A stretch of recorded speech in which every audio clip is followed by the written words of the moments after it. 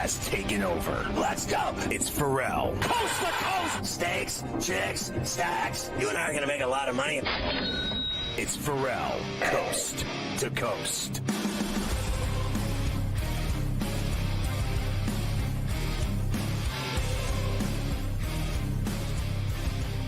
It's Ferrall on the bench, coast to coast, in the biggest way possible. Hanging out the bad seed, the burgundy, the bad apple with a bad attitude. We are live in New York City, the Big Apple. Ooh. People dressed in plastic bags, directed traffic, some kind of fashion show, along with the Tutty and Tater master of ceremonies, the manager of the Long Island Bulldogs, Carver High this afternoon. Mafia running it with Luke. I am your father. The rundown on a thirsty Thursday.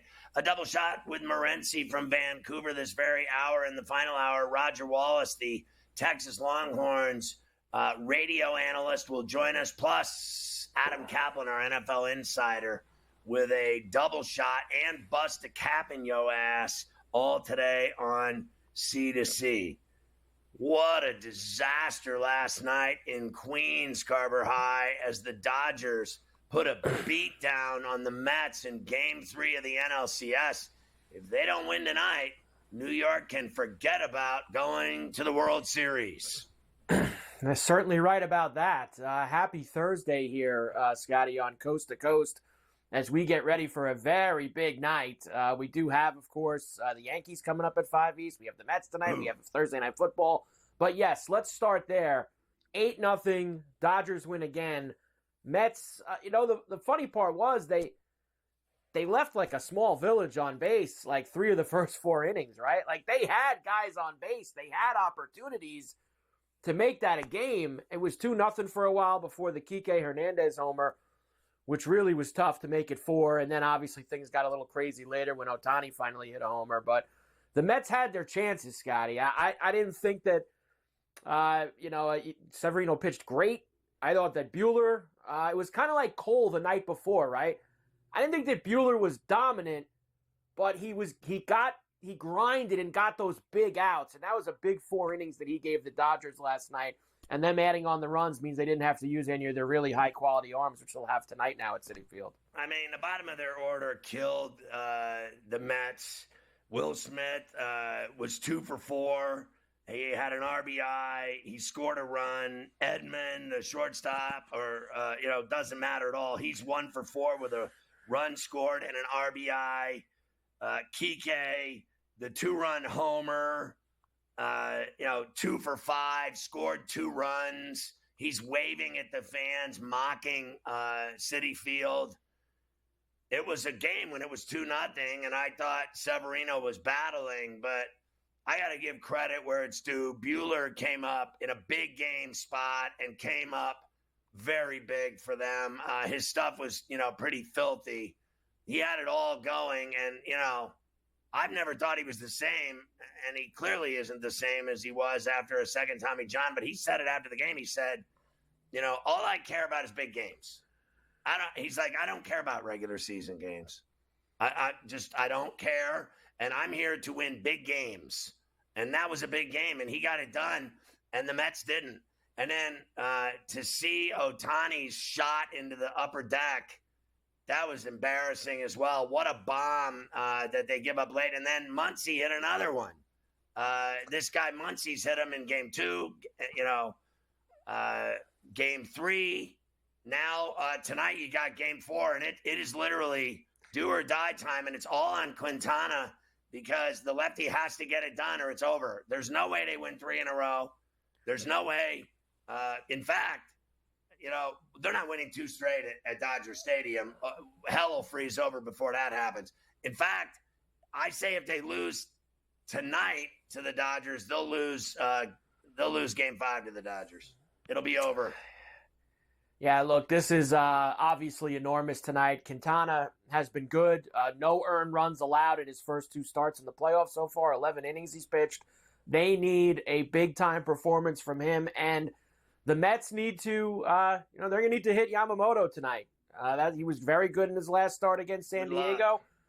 But I think it's actually even further than Yamamoto because I think you're going to see the same thing you saw last night.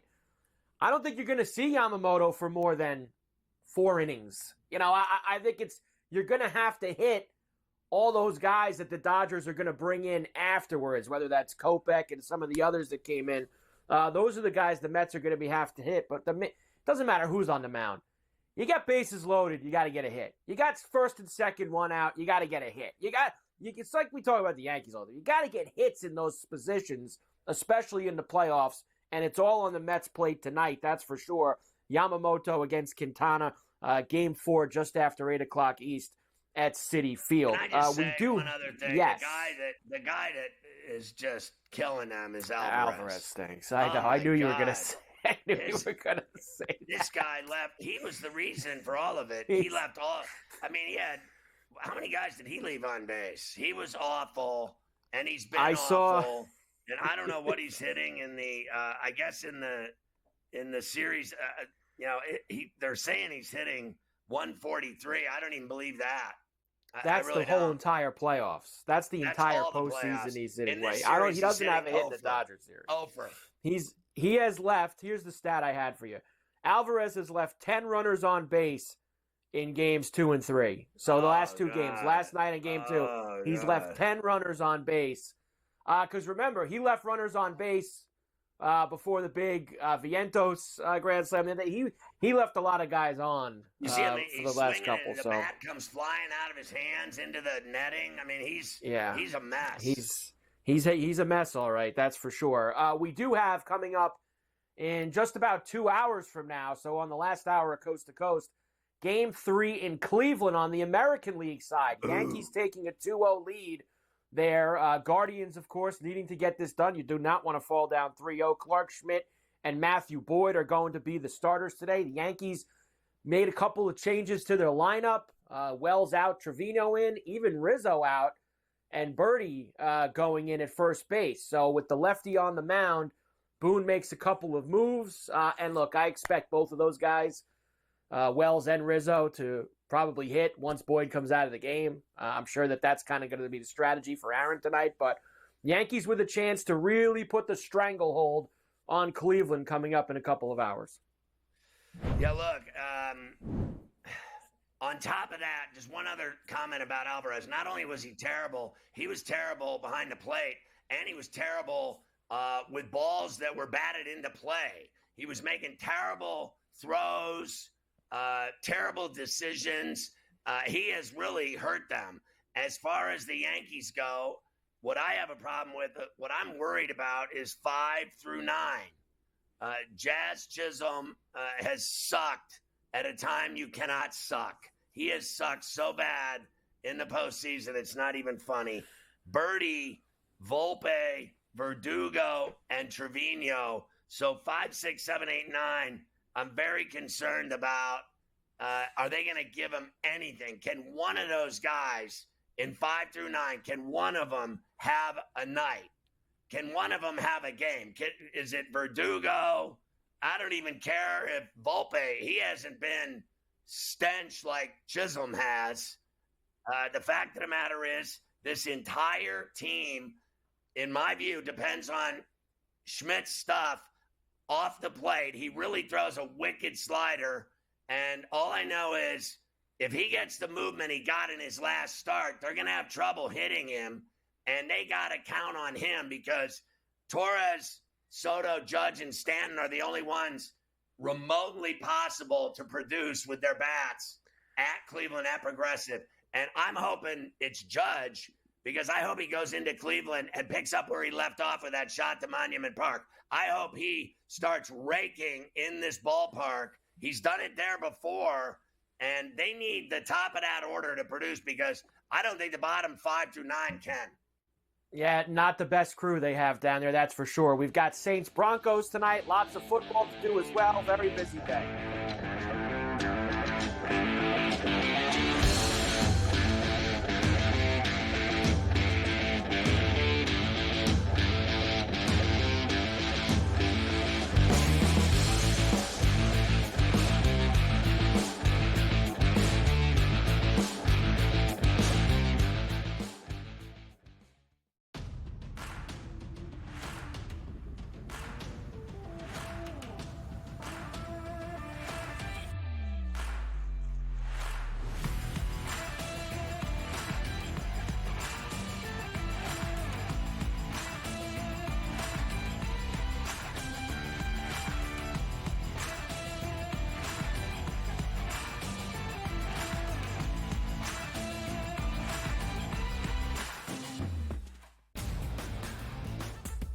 Guardians, despite being at home in the land, were a home underdog against Tarek Skubal. Enter Lane Thomas, maybe one of the under-the-radar trade deadline acquisitions being dealt from the Nationals. He was huge in the ALDS. A heavy favorite for the New York Yankees in the series. You're going to look to their best two ball players to be those MVPs. That's Juan Soto and it's Aaron Judge. The Early Line, only on SportsGrid.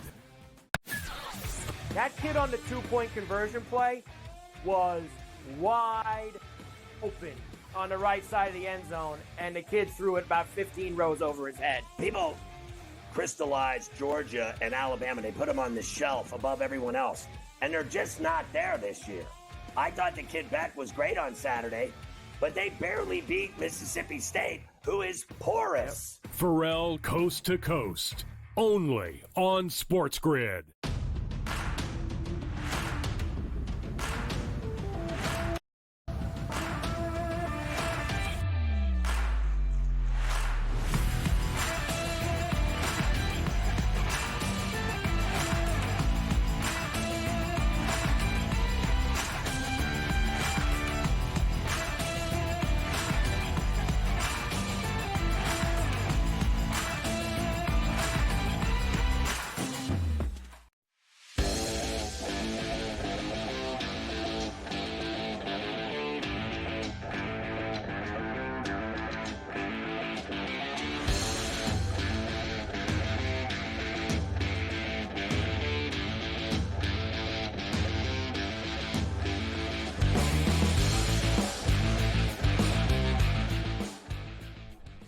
You can catch Sports Rage weeknights at 10 East, 7 West along all of our outlets, TV stations, streaming networks, radio stations, satellite radio, Sirius XM Channel 159. You catch them on here, coast to coast, every day, Monday through Friday with a double shot from Vancouver Live. And he just bought, and we were talking about this in advance, not even knowing if they'll be in it. You go for it anyway, and we suggested that he should do that, and he has done it again. Morency with a huge purchase today.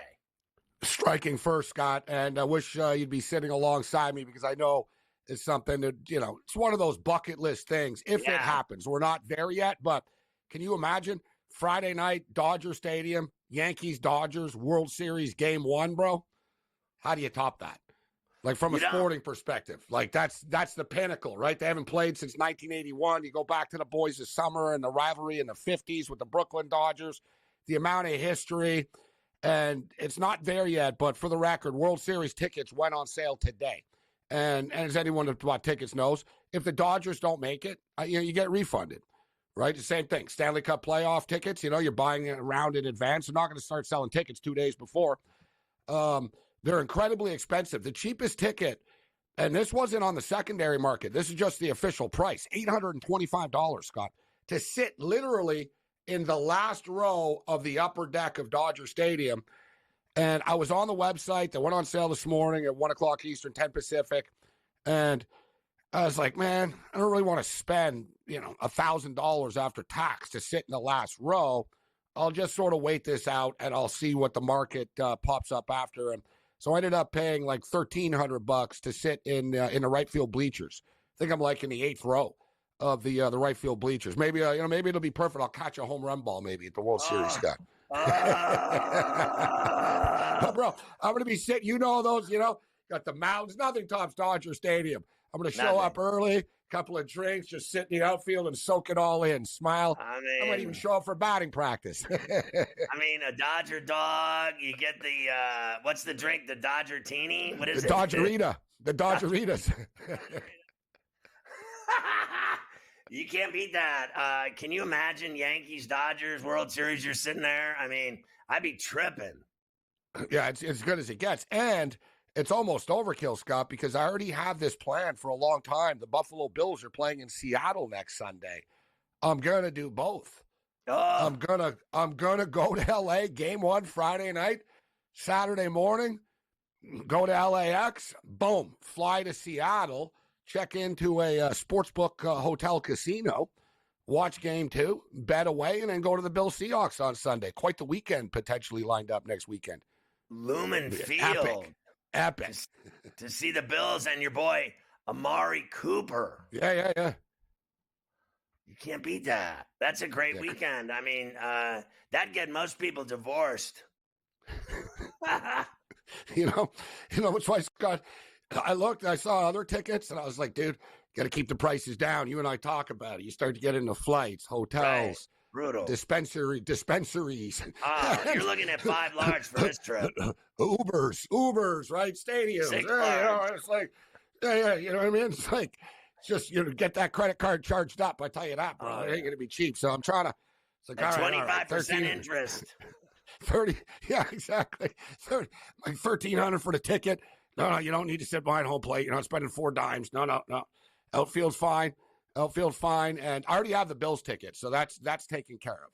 So yeah, it could be a special. We're not there yet, though, Scott. Right? I'm very excited about this. How much for the Bills tickets? The Bills were like about $400 a piece, except, they could have gotten cheaper, but I got pretty good, Scott. They're all like the 40-yard line behind the Bills bench where all the Bills fans sit. So I'm sitting like with Bills Mafia behind the Bills bench, kind of like the 40-yard line type deal. I think I'm on a 35, 40-yard line, which is pretty good, like lower bowl, about 10, perfect seats actually, about 15, 20 rows up, not too close down. You get too close. These dudes are big, right? You don't want to be sitting too close at a football game, guys. The players will block your view. Have you been to Lumen? I've never been to Lumen. No. You'll love it. It's pretty lit. It's lit. I think you'll have a good time. Let me ask you this question. So after you saw the Dodgers just absolutely silence Citi Field last night, it was the worst game for the Mets that imaginable. And then now they got to play them again tonight. And if the Dodgers win that game, it is good night, Irene. That's the thing, Scott, why I wanted to win yesterday. So, and I told you yesterday, I said, getting 2-1 is big, but now the pressure is all on the Mets. Let's be real, Scott. They lose this. They're not coming back from 3-1, right? The miracle Mets, okay, and all this. The Dodgers are just too good. Dude, they got 4 shutouts in their last 5 games, the Dodgers, right now. Like, it's getting serious. Like I told you yesterday, bro, they've been lit up in 2 innings only. Buehler looked solid last night. That's a positive sign moving forward. If Buehler's got the movement on his pitches again and the swagger, he was talking smack after he was striking people out. He sort of had this swagger back. But, hey, we've seen this script before, Scott. The Mets have responded with a win after every playoff loss. So this is we're at the crossroads. Like, the series on the line, like you just said. We're at the crossroads tonight. Dodgers win tonight, they're going to the World Series. You said Mets before win tonight. You thought it'd be Game 5 and it'd be 2 apiece, and whoever wins Game 5 will win it. Yeah, I still think it's going 6. That was my original bet. I've got the Dodgers in 6. You got Yamamoto and Flaherty going. Got to believe the Dodgers are able to nail one of these 2 down, and then they're going to go back home. They got Buehler going in Game 7 potentially. It'll be a bullpen in Game 6.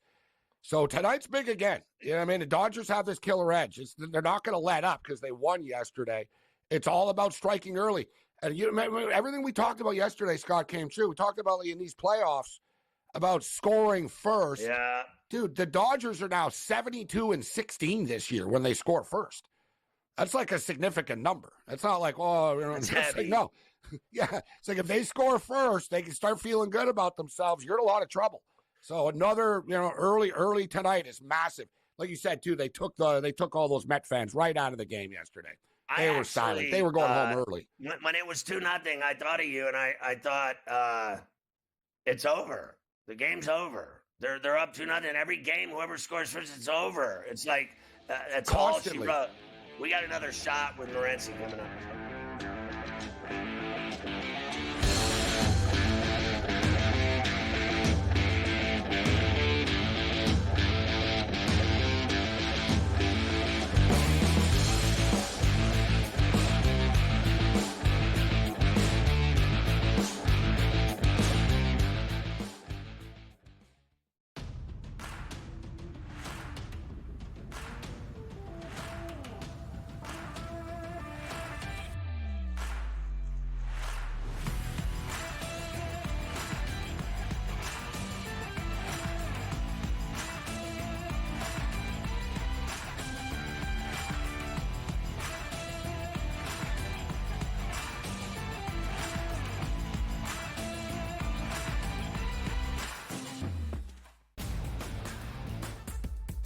Guardians, despite being at home in the land, were a home underdog against Tarek Skubal. Enter Lane Thomas, maybe one of the under-the-radar trade deadline acquisitions being dealt from the Nationals. He was huge in the ALDS. A heavy favorite for the New York Yankees in the series. You're going to look to their best two ball players to be those MVPs. That's Juan Soto and it's Aaron Judge. The early line, only on SportsGrid. That kid on the two-point conversion play was wide open on the right side of the end zone, and the kid threw it about 15 rows over his head. People crystallized Georgia and Alabama. They put them on the shelf above everyone else, and they're just not there this year. I thought the kid Beck was great on Saturday, but they barely beat Mississippi State, who is porous. Ferrall coast to coast, only on SportsGrid.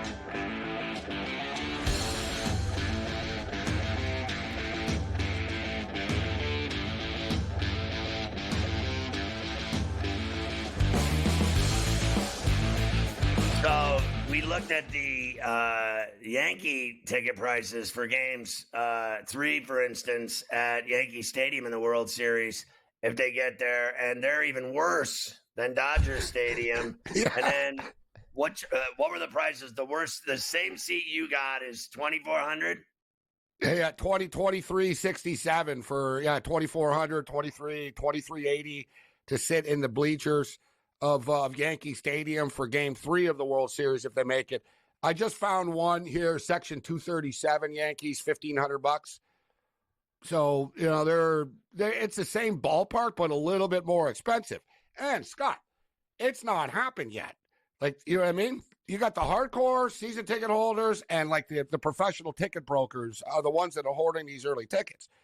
Like, we're not even there yet. Like, wait till it actually, if it does happen, and we have all week of hype in the media next week of the Dodgers Yankees, bro. Like, these tickets. Like, it crossed my mind. I was on the Dodgers official website this morning. I remember I did the same thing for the Rose Bowl, Scott. Yeah. I was like, I got to get Rose Bowl tickets. And I was all gung-ho, and the day they went on sale on the Rose Bowl website, and I was surprised. I was like, I can't believe they're only $175 each. And I was like, man, at this price, how can I go wrong? I said, even though, no matter who plays in this game, I can't go wrong. I'm buying, because Michigan weren't locked in yet, right? I was like, I'm going to buy I'm buying like 6 of them. And I bought them. Dude, I ended up selling for $500 a piece. I paid for my game and my trip. I went to the game. I paid $200 a ticket. I sold the other ones for like between $500 and $600 a ticket. And they lasted like 5 minutes online, Scott. Like, I posted them. I literally had a drink, posted them. Oh, they just sold. Like, you know what I mean? Like, it was like, you know what I mean? Like, so same with this. Yeah. It cost more, but then I'm like, man, no, it adds up though. It's $1,300 a pop, right? My credit card limit's only so high, Scott, right? So I was like, no, I got my ticket, but yeah, really fired up. But so yeah, guys, Yankee Stadium.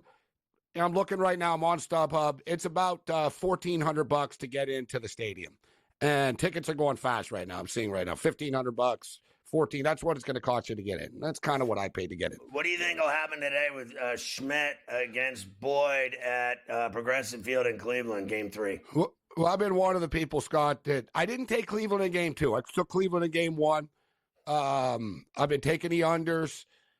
I'm going to go back to Cleveland one last time here. I know the Yankees are winning the series.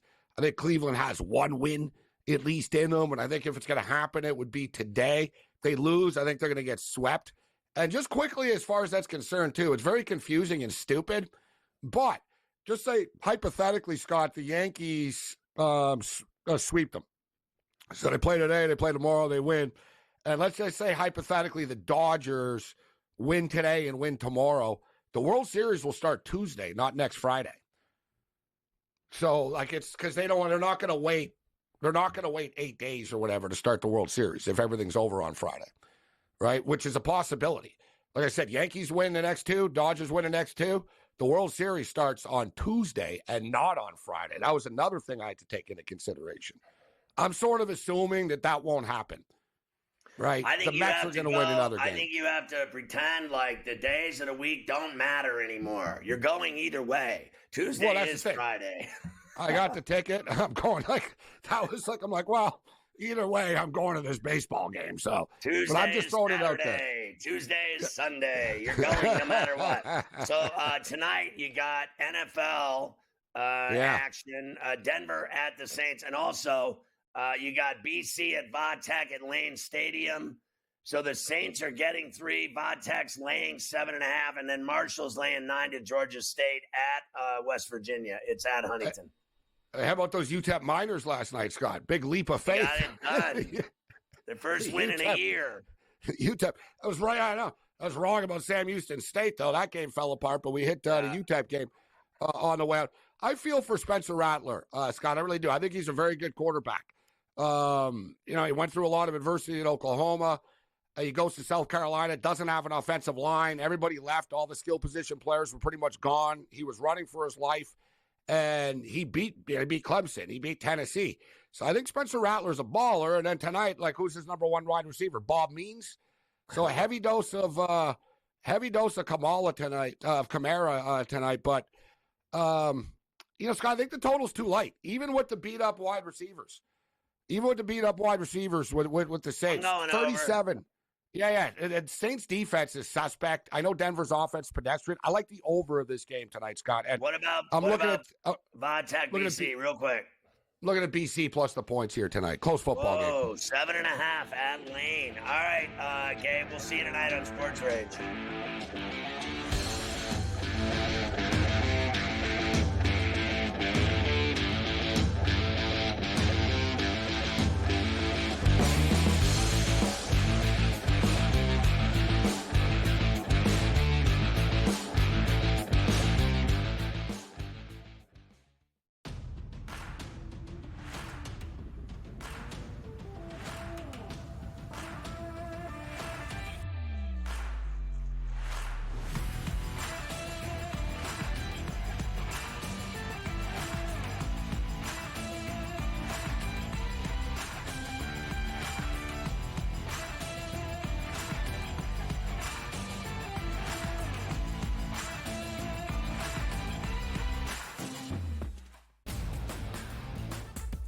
Guardians, despite being at home in the land, were a home underdog against Tarek Skubal. Enter Lane Thomas, maybe one of the under-the-radar trade deadline acquisitions being dealt from the Nationals. He was huge in the ALDS. A heavy favorite for the New York Yankees in the series. You're going to look to their best 2 ball players to be those MVPs. That's Juan Soto and it's Aaron Judge. The early line, only on SportsGrid.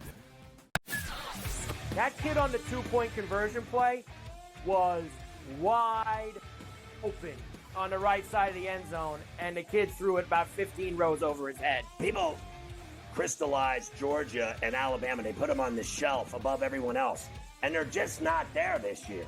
I thought the kid Beck was great on Saturday, but they barely beat Mississippi State, who is porous. Ferrall coast to coast, only on SportsGrid.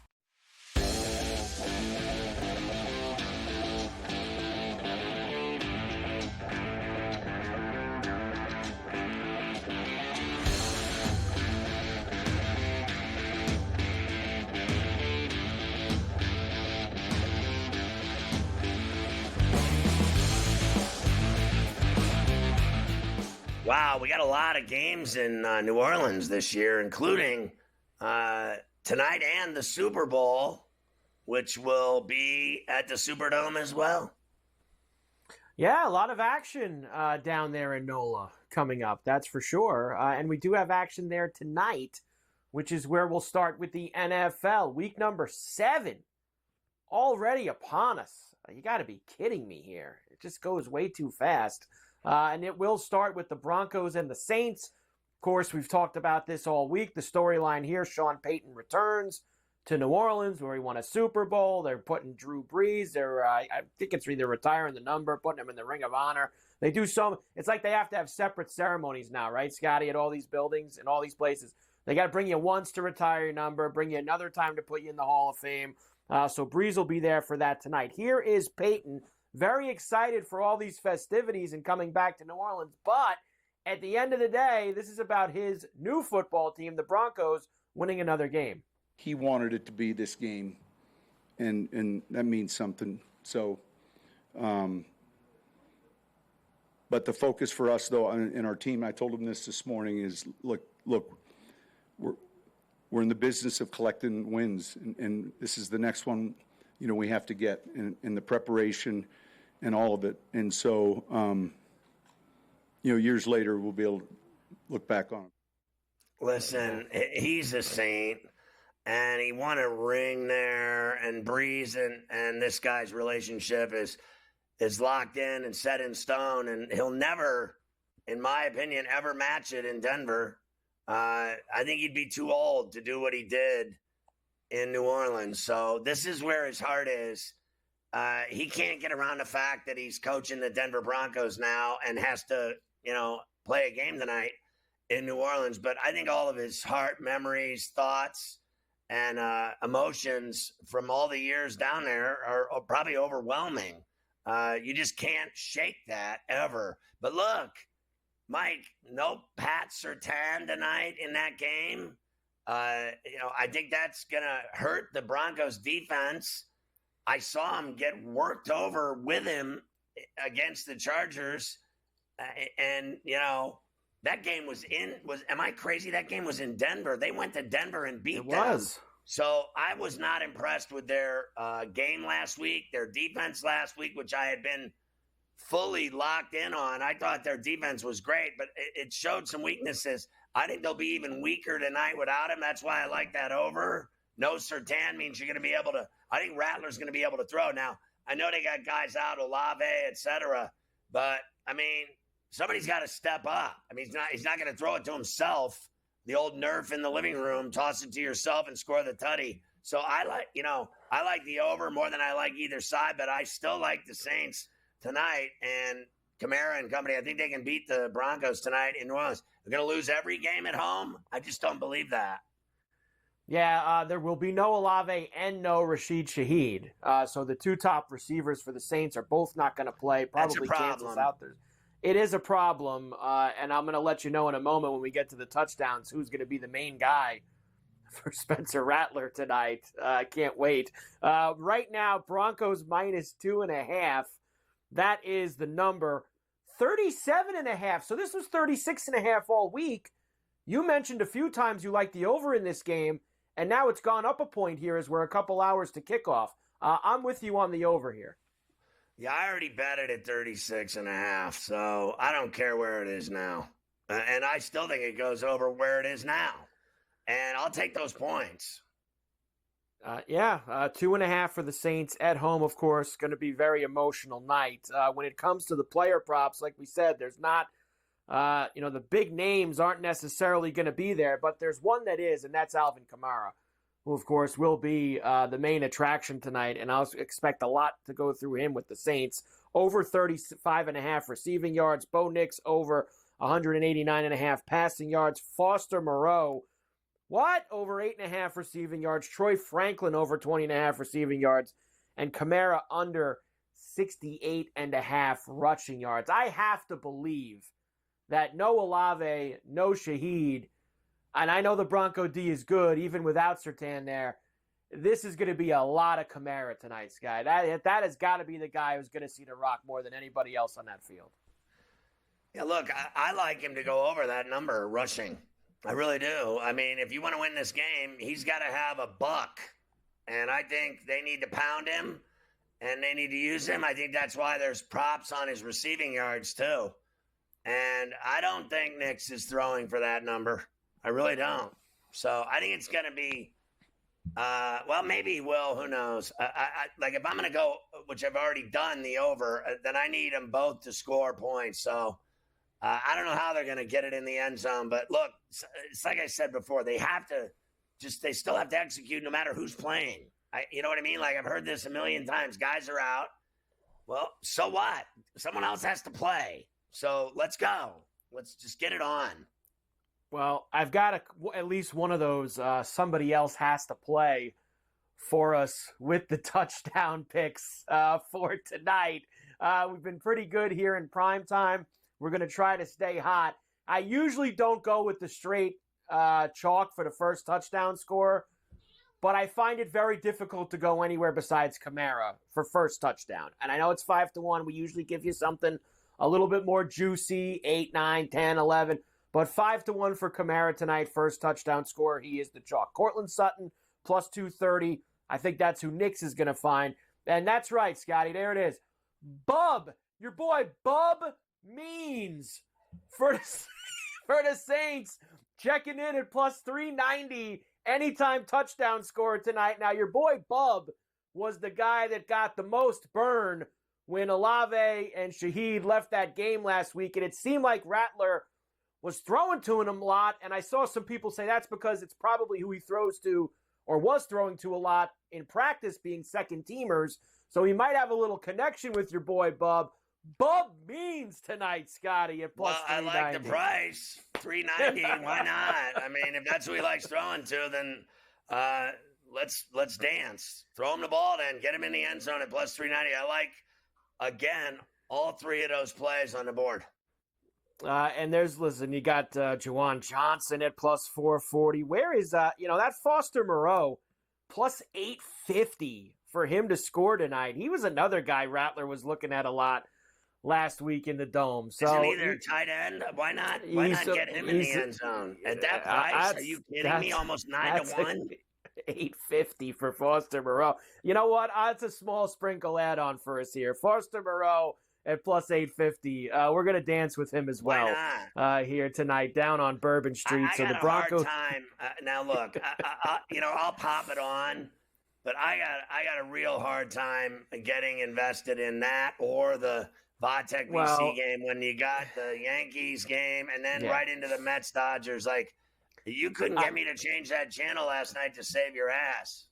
Look, I think for me, this is going to be like last week. I think the only time and I think I didn't get to the Niner-Seahawks game last Thursday till the baseball game ended. I forget who it was. It was Yankees last Thursday, I think, when they wrapped up the Royals in that Game 4. I think the only way you're flipping over earlier is if it's like last night, right? And someone takes a 7-0 lead, 8-0 lead. I think that in the baseball game, that's probably the only way you're jumping over to Thursday night football. In those Dodger games and Mets, they've all been blowouts. They've all been terrible games. All of them. All three of them have been terrible. Like that game last night was almost unwatchable. It was good up, and even at 4-0 with Hernandez, you thought we've seen the Mets do 4 before. Maybe they're still in this. I was out at 4-0. The Ohtani one, that was the real put it to bed one. God. But went to the window though. I did play Ohtani last night, so at least I got myself that. And of course, there were two guys on. So he hits a 3-run shot, and it was 7-0. The guy's 7 for 9 with guys.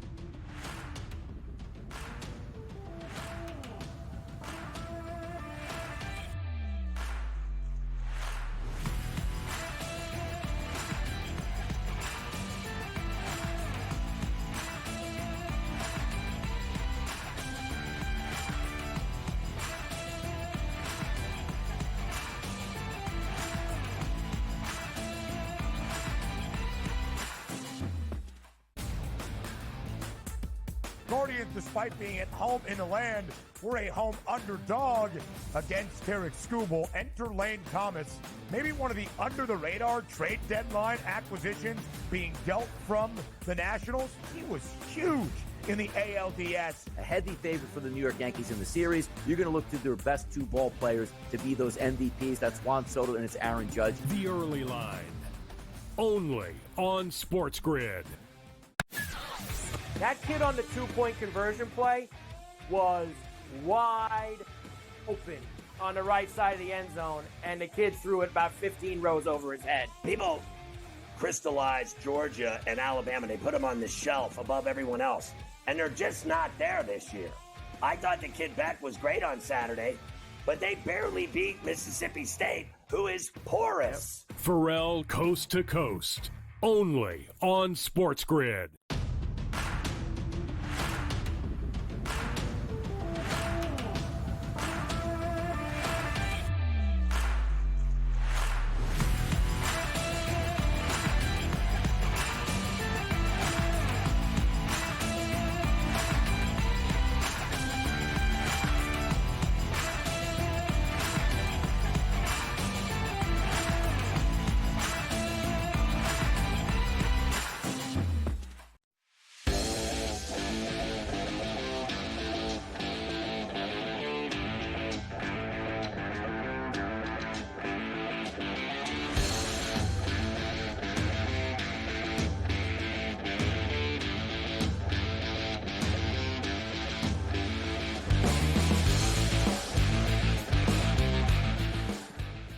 All right, we're talking Pain Day Skinny. We've already been talking about Denver and the Saints, but there's so much more to dive into.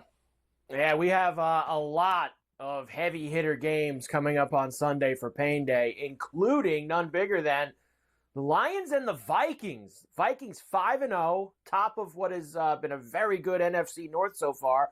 Lions right behind them at 4-1. Let's hear from Kevin O'Connell today, the Viking head coach, Scotty. They are ready out of the bye for their next challenge. We've gotten off to a good start at home in our two opportunities. It's been an unbelievable atmosphere from our fans, and we've been very much looking forward to getting back to U.S. Bank Stadium and getting in front of our fans and expecting a great atmosphere. I know there'll be a ton of juice in the building, and we've got to have some good days of preparation coming off the bye. Had a good short day on Monday. We'll get back in the pads today and continue our prep throughout the week. But this is a very important week of preparation because we're playing one of the best teams in the National Football League. Really good team in all three phases.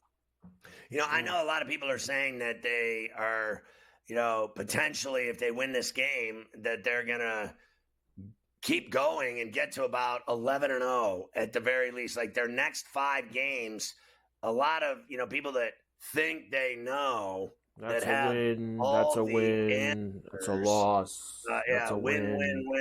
It's a win. So, but I think personally, and we've said this already this week, I think the Lions can actually beat them. I think the Lions are going to beat them.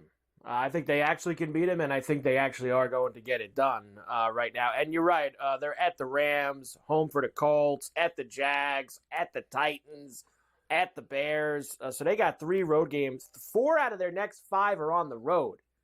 And I know those are against bad teams or a couple alleged bad teams. You go on the road in the NFL 4 out of 5 weeks. You ain't coming back 5-0. I mean, that's just you're just not doing it. I don't really care who you are at this point, but they got to get through this week first. This is now 1.5 for the Vikings here on Sunday. 50.5 is the total. I will say I like the under in this game, Sky. I gotta go down. The Vikings haven't really been playing shootouts in this 5-0 start, and the Lions, yes, they exploded for a lot of points against the Cowboys last week. But in the closer games they've played, they like to run the football now and churn some clock. I'm going under for this. It's going to be a blue-collar game. Fair enough. And you're telling me that the Lions are getting points? They are. Right now, 1.5. 1.5 they are getting in this game. Listen, the only thing that worries me at all is that the game is at the bank in Minneapolis. I think obviously the Vikings are going to have some level of edge. I'd give them, that crowd, that place, it's a 3-point thing to me, at least coming out of the gate. So I need Detroit to score, and I need them to, win the game outright and cover that number. They're getting 1.5. They're going to need more than 1.5, in my opinion. It's not coming down to 1 and a hook to me. It really isn't. They're either going to get it done by a tutty or more, or that'll be that. So look, Goff is clean, man. This guy can flat out play in that system for Campbell. They win, they produce, they rack up yards, tutties. They do it all. They have a great rushing attack, passing. They got that down to a science. They're really good. Obviously, no Hutch. It's a concern. And he's gone for a year. So, time for somebody else to show the F up. Like, somebody's got to step in and play. I've heard all I can take about how they got to make a trade for this guy or that guy. I've heard we started with it here on Reddick, and then I heard everything from Myles Garrett. It's just gone on and on and on, but nothing has happened at all. So I think they want to see what they can do with what they have. And they're going to find out real quick Sunday up there in Minneapolis what they have. And if they get beat, let's say badly, and their defense is the reason for it, and they have no pass rush, I think then they make the move before the deadline. Yeah, we talked about this earlier in the week, and then I saw the story about it last night that the Lions did reach out to the Jets about Reddick. But we no obviously deal. know that no deal, and I think we know why. It's because we know the Jets are going to have to give the Eagles a 2. If they end up making that trade. So we shall see how that goes. And the North, by the way, how about this? They have won as a division 13 games in a row. The Vikings have won all 5. Bears have won 3 in a row. Lions have won 3 in a row. Packers have won 2 in a row. That ends this week, obviously, because they got to start playing each other with the Lions and the Vikings going head-to-head.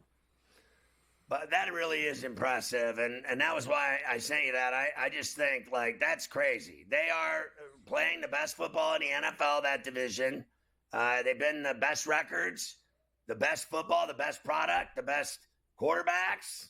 Everything about the North right now, even Caleb Williams is lighting it up. He had a 4-tutty game last week. He looked unstoppable in London against the Jaguars.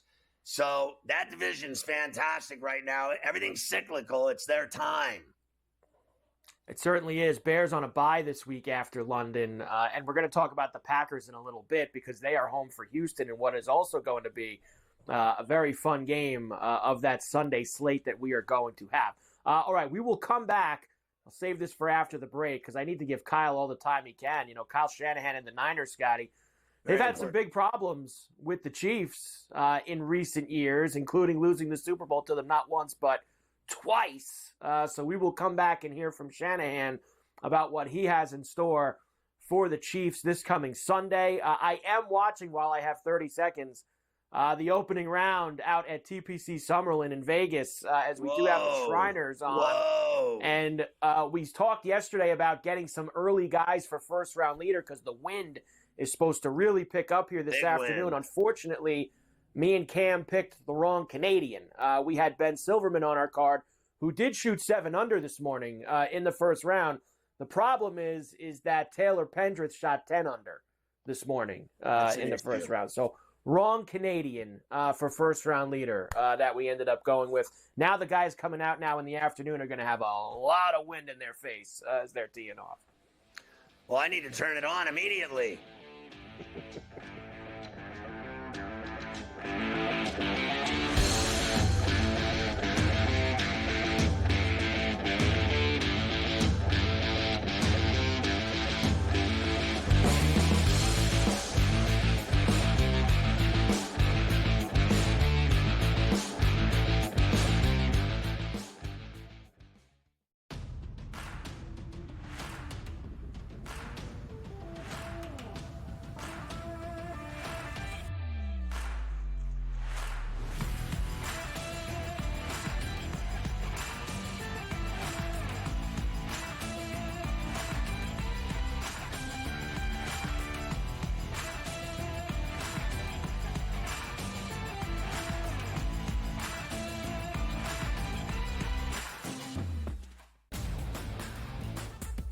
Guardians, despite being at home in the land, were a home underdog against Tarek Skubal. Enter Lane Thomas, maybe one of the under-the-radar trade deadline acquisitions being dealt from the Nationals. He was huge in the ALDS. A heavy favorite for the New York Yankees in the series. You're going to look to their best two ball players to be those MVPs. That's Juan Soto and it's Aaron Judge. The early line, only on SportsGrid.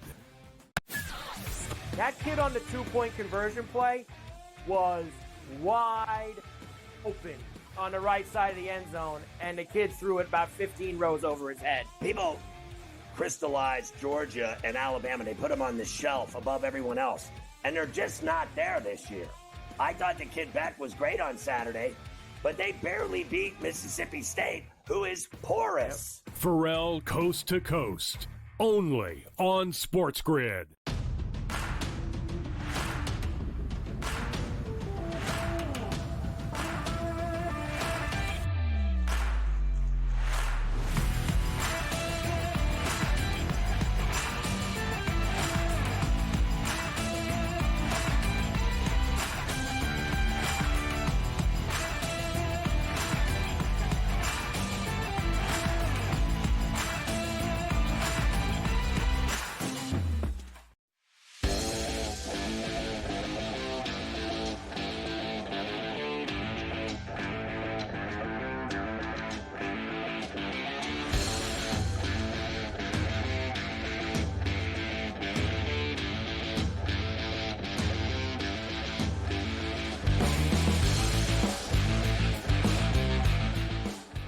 I can't stand the Chiefs, honestly, and I hate the Niners too. So I don't know what to say. I hate them both. I hope that maybe a tie. How about a tie? I want them both to lose. Yeah, I guess a tie is a possibility. I probably would root for the Chiefs to lose more. That's just me personally, being how much I can't stand them. But the Chiefs have had their way with the Niners. There's no doubt. They've beat them 4 of the last 5 times that they have faced them, including twice on the biggest stage of them all in the Super Bowl. Kyle Shanahan was on the sideline for both of those. I think he's had enough of the Chiefs, too. He can't stand losing to them. Yeah, I think everyone understands that we've lost 2 Super Bowls to them. So, I mean, that can give a little post-traumatic stress when you turn on the tape, but I think that's human nature. But you got to make sure you don't get caught up in that. You know, this game has nothing to do with past games. That was last year. We're playing a really good AFC opponent. We're 500 right now. We want to stay atop of our division and get a win. You think about that stuff going into it, but in terms of what it plays out in a game, it really has no correlation, and you try to make sure that it doesn't. Yeah. Sure it does. The guy, Mahomes, and his coach, Reed, own this guy. They're living rent-free in his head. Every time they play him, they beat him. I have to say, after I thought about what I said, I thought, actually, you're right. It's got to be Kansas City I want to lose more because they win all the Super Bowls. The Niners don't win Super Bowls anymore. They've been stuck on 5 forever. They've been to 2. They lose them both. Think about it. Lost to the Ravens. It never ends with their Super Bowl failings of late after all their Super Bowl glory and 5 Lombardis. So the team that wins the Super Bowls is the Kansas City Chiefs. So you're right. I want them to lose more. I'm sick of them. I want neither of them to be in New Orleans. But I really specifically want Kansas City to not be on Bourbon Street when we go down there. I'm sick and tired. That's all we do. Not only that, we talk about it, it's every year we go. I mean, we've been here 5 years, and we've gone to see this team win, 3 of them. I'm sick and tired of it. That's all we ever talk about. And not only that, I got to go into the NFL shop, and that's all I see is Kansas City stuff.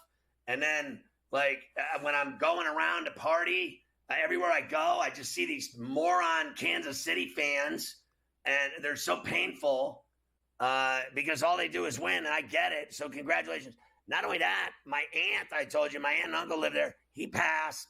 The woman's 85, giving me the business, giving me heat, giving me, just rubbing it in my face, sending pictures every time they win.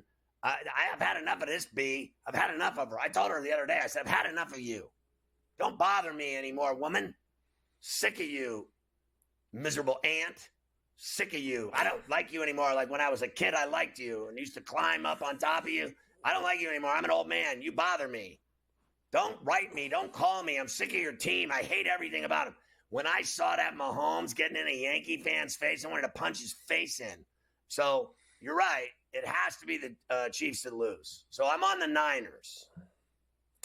Yankees haven't lost since Mahomes did that either to Garrett Dieter up there in that game in Kansas City. So they haven't lost since. The Niners are 1.5-point favorites as of now for Sunday. Late window, 4:25 East kick, 47.5 at Stonewash Jeans.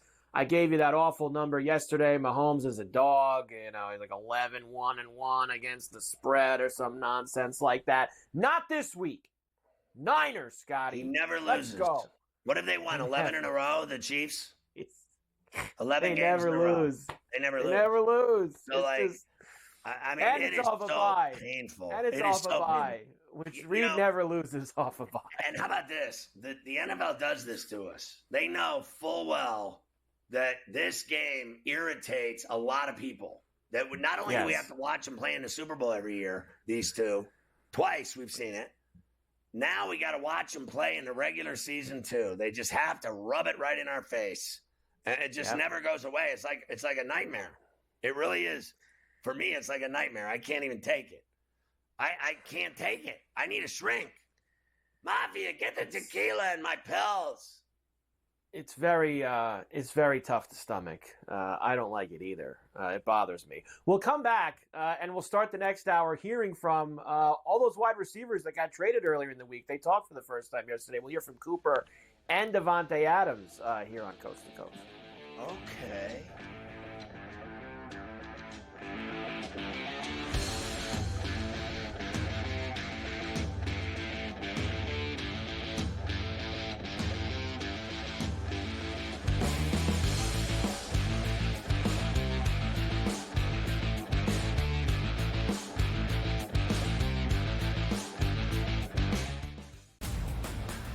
He already has more than 1,000 yards. The last three running backs to win the Heisman, Derrick Henry, Mark Ingram, Reggie Bush, did not have more than 650 in their opening 5 games of the year. Ashton Genty on pace to strike the pose in December. Statistics matter. Blow every record out of the water, and he will be a Heisman. Disgraceful performance by the head coach, not Gene. The Early Line, only on SportsGrid. Right here with you on Pro Football Today on SportsGrid. Odds in motion, trying to see what lines have moved throughout the week. Never felt more comfortable in this set than I do for this year. I am ready. I'm just getting angry. The hot takes are going to be here all long, people.